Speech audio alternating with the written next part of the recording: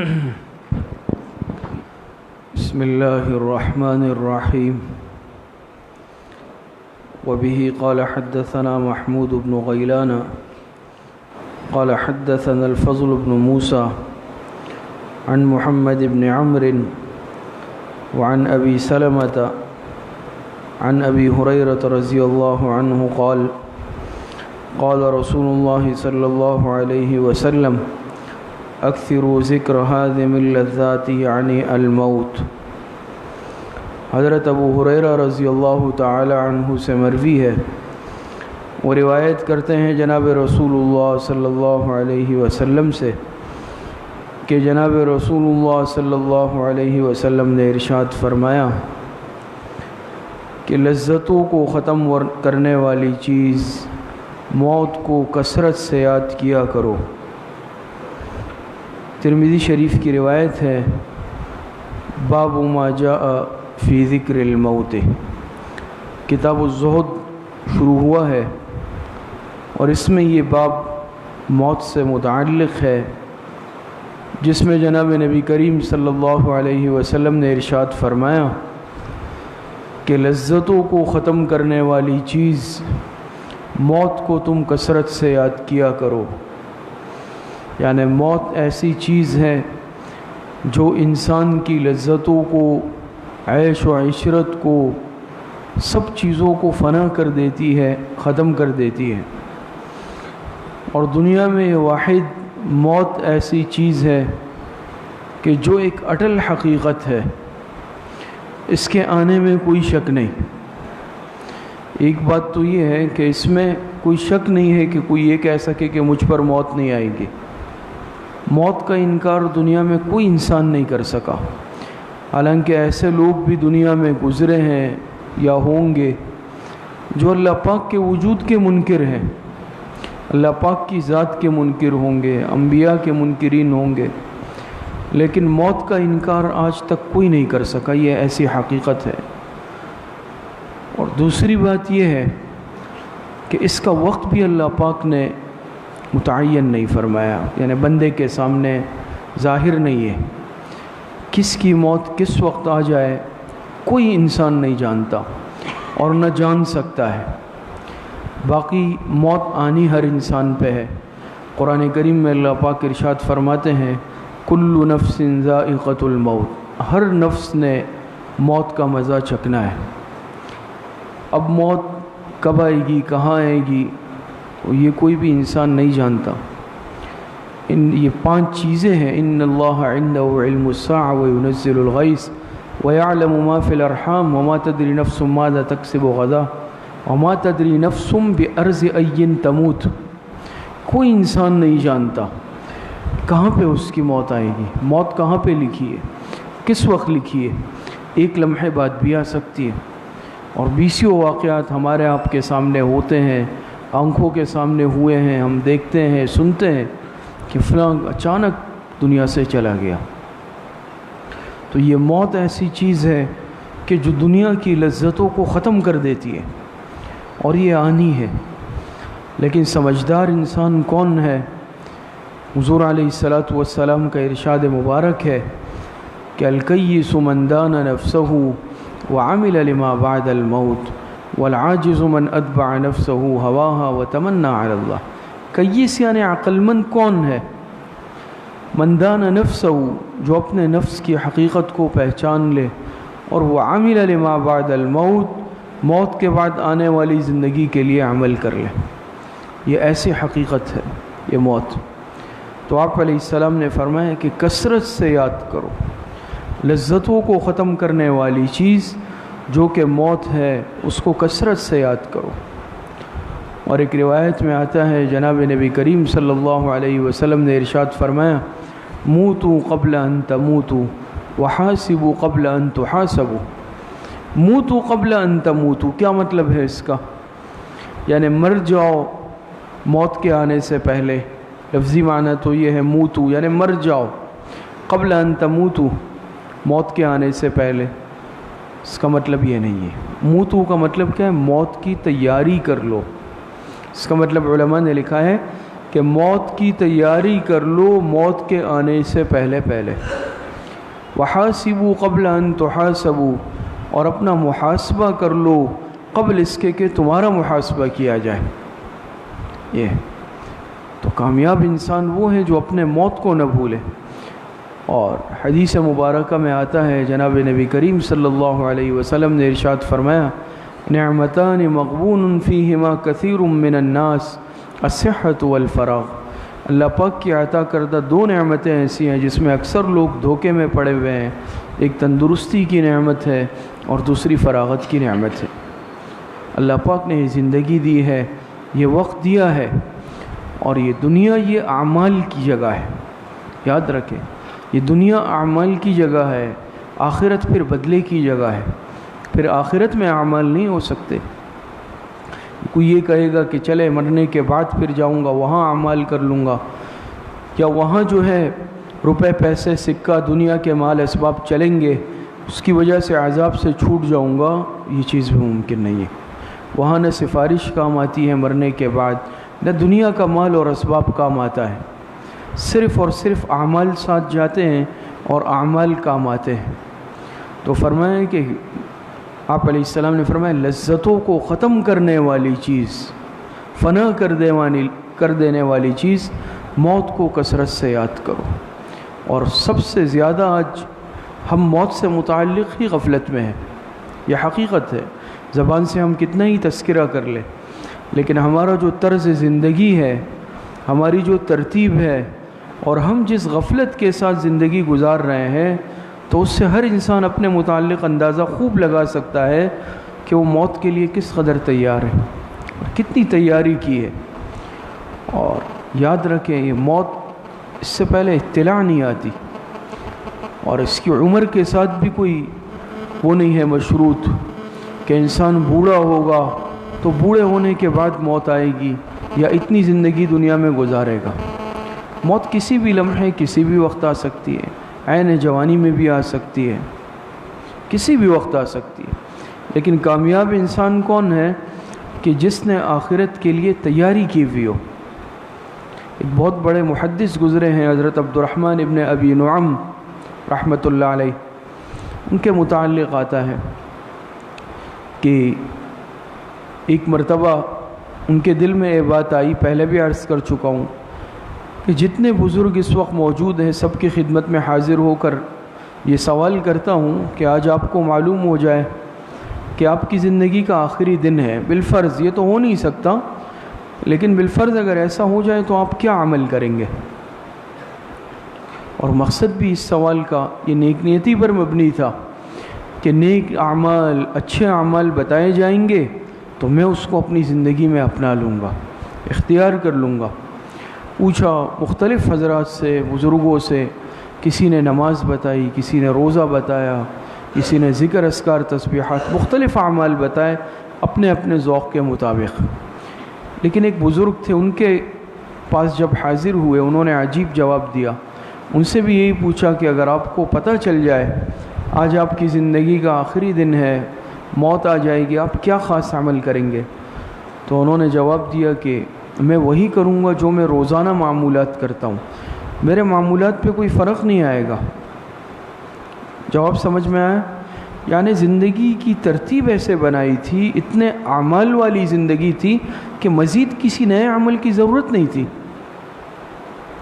یہ حقیقت میں وہ افراد ہوتے ہیں جنہوں نے موت کو اپنے سامنے رکھا ہوتا ہے، جنہوں نے آخرت کو اپنے سامنے رکھ کر زندگی گزاری ہوتی ہے۔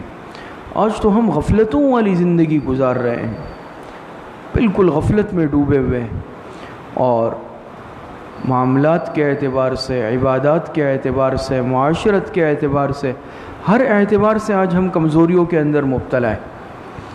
اگر ہم حقوق اللہ کی طرف نظر دوڑا لیں، اس میں بھی ہم غفلت کر رہے ہیں، کوتاہیاں کر رہے ہیں۔ ہم حقوق العباد کو دیکھ لیں، اس میں بھی ہم حق تلفیوں کے مرتکب ہو رہے ہیں۔ اللہ پاک کے جو حقوق ہمارے ذمے ہیں، عبادات ہیں، اس کا بھی ہم جائزہ لے لیں۔ موت کی تیاری کا مقصد کیا ہے؟ کہ انسان اپنے آپ کو آخرت کے لیے تیار رکھے، حقوق اللہ اور حقوق العباد مکمل اس کی ادائیگی کی ہوئی ہو، کوئی قضا نماز ذمے پر نہ ہو۔ آج ہم جائزہ لے لیں، لیکن ایسے بھی اللہ پاک کے نیک بندے ہیں کہ صاحب ترتیب ہوتے ہیں، کوئی قضا نماز ذمے نہیں ہوتی۔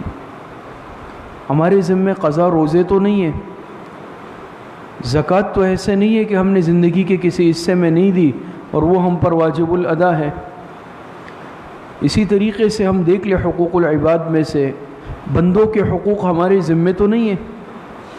کسی سے قرضہ لیا ہے، کسی سے ادھار لیا ہے، کسی کی میراث نہیں دی، کسی کی جائیداد میں جو ہے کیا ہے، غصب کیا ہے، کسی کا مال لے لیا، یہ سب حقوق ہوتے ہیں۔ اور یہ وہ حقوق ہیں کہ قیامت کے دن یاد رکھیں کہ اس کے بدلے میں نیکیاں اٹھا کر حق والوں کو دے دی جائے گی۔ قیامت میں آپ کو معلوم ہے نا، وہاں تو روپے پیسے مال اسباب نہیں چلتے۔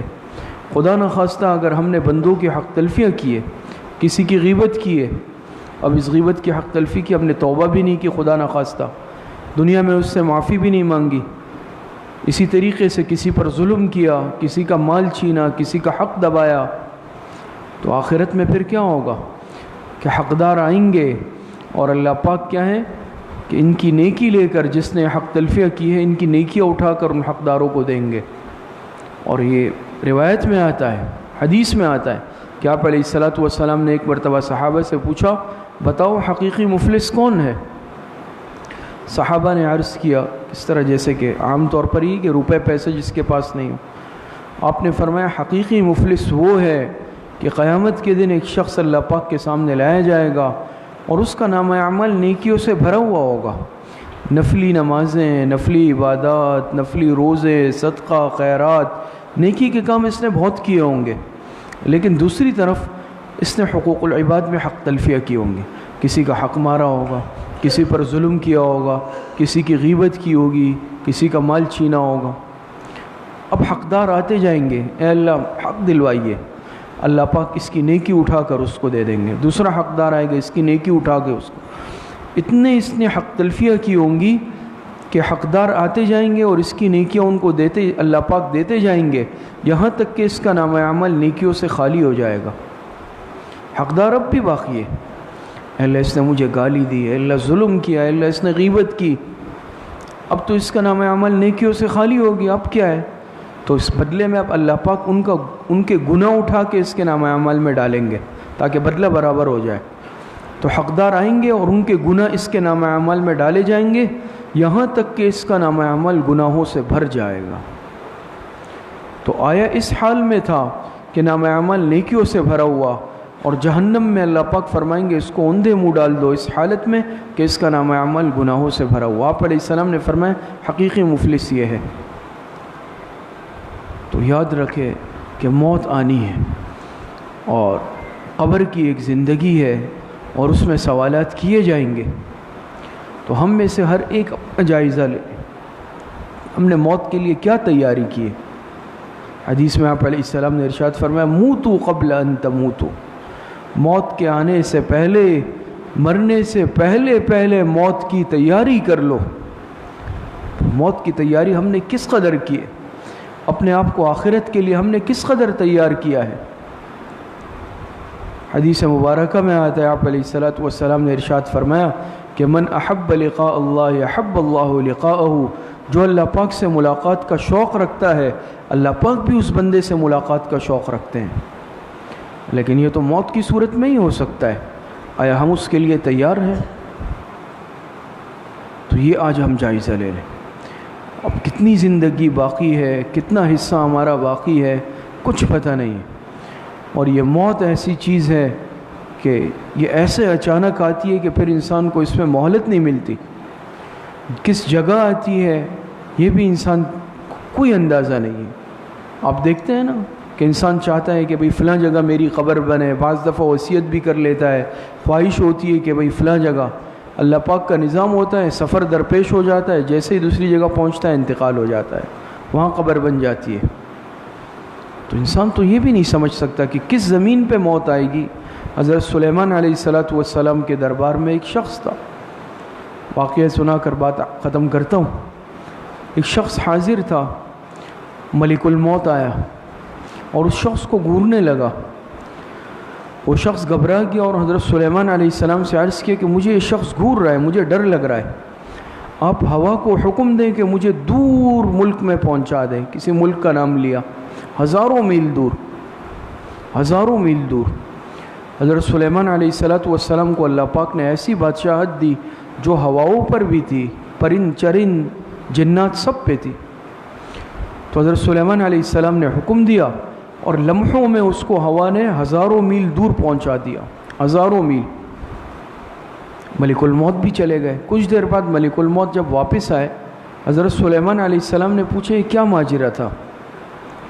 تو ملک الموت نے عرض کیا، ملک الموت وہ فرشتہ ہے جو اللہ پاک کے حکم سے روح قبض کرتا ہے۔ کہا کہ اللہ پاک نے حکم دیا تھا اس شخص کے متعلق کہ چند لمحوں بعد فلاں ملک میں اس کی روح تمہیں قبض کرنی ہے، اور یہ آپ کے سب دربار میں سامنے کھڑا ہوا ہے اس ملک میں جو ہزاروں میل دور ہے۔ میں اس پر حیران تھا کہ اللہ پاک کی طرف سے حکم ہے فلاں جگہ اور یہ کھڑا ہوا یہاں ہے۔ مثال عرض کرتا ہوں، کوئی یعنی صرف مثال کے طور پر، کہ جیسے ایک شخص یہاں ہے اور حکم ہو کہ امریکہ میں، اب امریکہ میں کوئی 2 منٹ میں تو نہیں پہنچ سکتا۔ تو حضرت ملک الموت نے عرض کیا کہ اس نے خود ہی آپ سے فرمائش کی اور آپ نے ہوا کو حکم دیا، اور جیسے ہی یہ شخص اس زمین پہ پہنچا میں نے پہنچ کر اس کی روح وہیں پر قبض کر لی، اسی مقررہ وقت پہ قبض کر لی۔ ایسے اسباب بن جاتے ہیں۔ تو انسان کی تو یہ حقیقت ہے، بس اتنی سی حقیقت ہے فریب خواب ہستی کی کہ آنکھیں بند ہو اور آدمی افسانہ بن جائے۔ یہ حقیقت ہے، کہتے ہیں یہ میرا، یہ میرا، یہ میرا، میں ایسا ہوں، میں ایسا ہوں، میں نے یہ کیا۔ آنکھیں بند ہوتی ہے، انسان بالکل بے حقیقت ہو جاتا ہے، کوئی حقیقت نہیں رہتی باقی۔ تو بس عرض کرنے کا مقصد یہ ہے کہ آپ علیہ السلام نے فرمایا کہ لذتوں کو ختم کر دینے والی چیز موت کو کثرت سے یاد کرو۔ تو انسان اپنی موت کو، اپنی قبر کو ہمیشہ سامنے رکھ کر زندگی گزارے کہ میں جو کر رہا ہوں اس کا مجھے جواب دینا ہوگا۔ دنیا مزرعۃ الآخرہ۔ انسان جو بھی عمل کرے، چھوٹا عمل کرے، بڑا عمل کرے، فَمَن يَعْمَلْ مِثْقَالَ ذَرَّةٍ خَيْرًا يَرَهُ وَمَن يَعْمَلْ مِثْقَالَ ذَرَّةٍ شَرًّا يَرَهُ۔ معمولی سی بھلائی کرے گا اس کا بھی بدلہ پائے گا، معمولی سی سا گناہ کرے گا اس کا بھی بدلہ پائے گا۔ تو اللہ پاک ہم سب کو موت کی صحیح تیاری کی توفیق نصیب فرمائے، آخرت کی صحیح تیاری کی توفیق نصیب فرمائے۔ الحمدللہ رب العالمین والعاقبۃ للمتقین والصلاۃ والسلام۔